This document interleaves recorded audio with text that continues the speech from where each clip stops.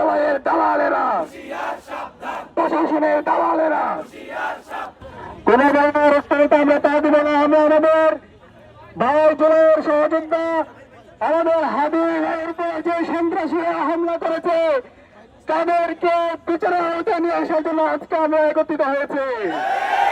আজকে খুনি হাসিনা এবং তার দোষরদের বিচারের দাবিতে আজকে আমরা একত্রিত হয়েছি এবং জোরের রক্তের উপর ইন্টারিম সরকার গঠিত হয়েছে তাদের ব্যর্থতার কথাগুলো বলার জন্য আমরা একত্রিত হয়েছি। একই সাথে আমাদের ব্যর্থ স্বরাষ্ট্র উপদেষ্টা, আইন উপদেষ্টা এবং স্বরাষ্ট্র উপদেষ্টার বিরুদ্ধে আজকে আমরা একত্রিত হয়েছি। যারা আমাদের জুলাইয়ের সহযোদ্ধা এবং আমরা যারা জুলাইয়ের প্রজন্ম আছি, আমাদেরকে যারা হত্যাযজ্ঞ করেছে তাদের বিরুদ্ধে আজকে আমরা আমাদের অবস্থান পরিষ্কার করব। তাদেরকে সামাজিকভাবে আমাদেরকে বয়কট করতে হবে।